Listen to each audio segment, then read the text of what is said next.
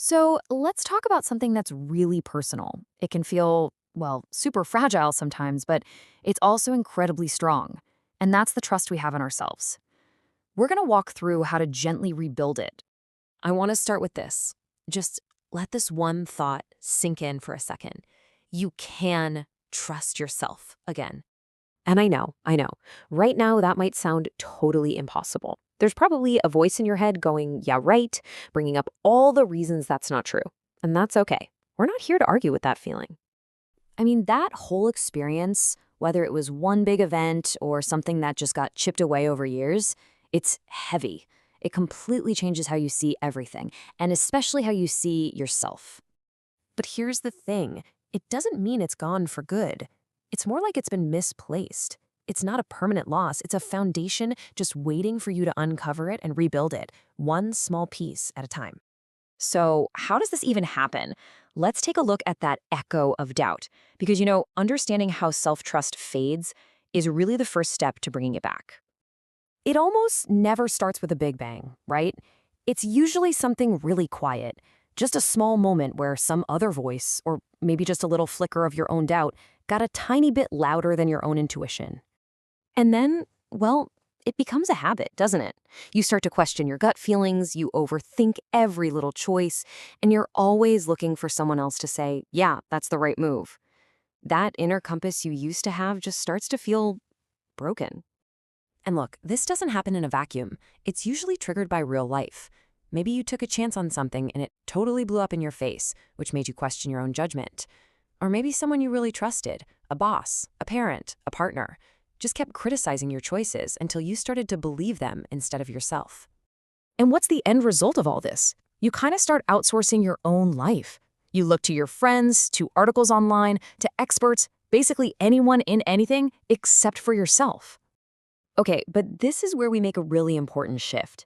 Because self-trust isn't something you find like you lost your keys. It's an architecture. It's something you actually build. This right here is the biggest misunderstanding about trust.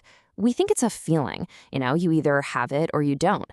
But what it really is, it's an action. It's a verb. It's something that gets built up bit by bit through things you do over time.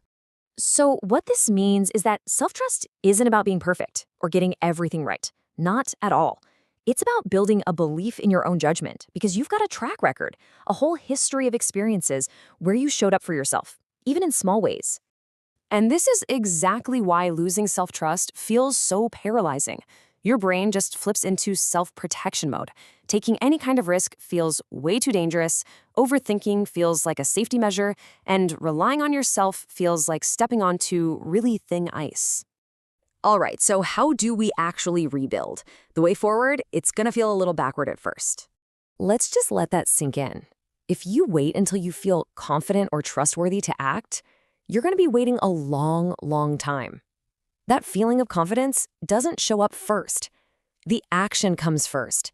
The feeling is the result of what you do. Look, certainty is pretty much an illusion, isn't it? Life is full of unknowns. Trust isn't about knowing for sure how things will turn out. It's about collecting experiences where you step into that uncertainty, even a little bit, and realize, hey, I can handle this. That's where real trust is made. So, where do we begin this whole process? Well, not with some giant leap of faith. Actually, it's the exact opposite. We start by laying one single very small stone. Seriously, that's it. That's the entire instruction. Forget about the big, scary, life-changing decisions for now. The idea here is to make the next step so tiny, so doable, that it feels almost silly not to do it. And let's be super clear about the goal here. You are not doing this to prove anything to anybody, and that includes yourself.